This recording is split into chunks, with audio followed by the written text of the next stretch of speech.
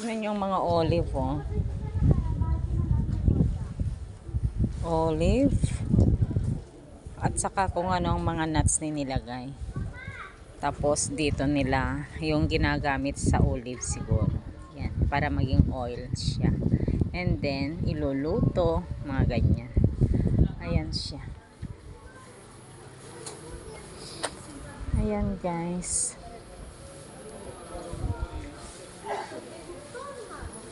Cute naman yan.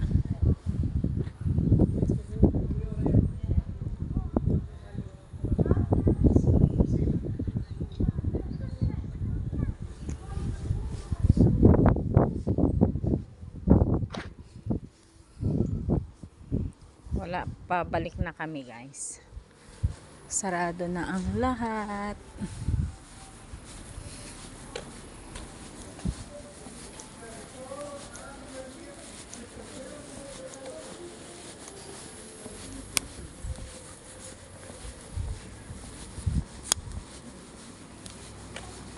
Wala nang mga grupo, nauna na sila.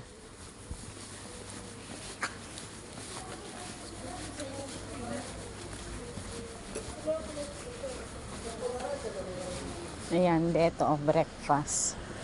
Pang breakfast daw, pero maganda naman siya, oh. Maestran.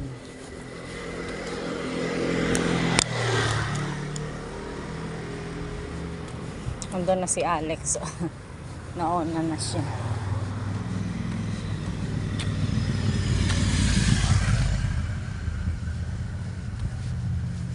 Ang cute naman ng mga olive, puro maano sila sa mga puno niya. Yung may butas-butas siya. Ang cute.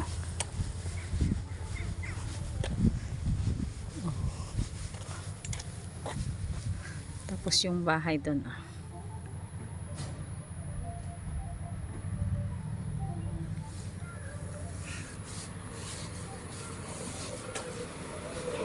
Isla Bonita.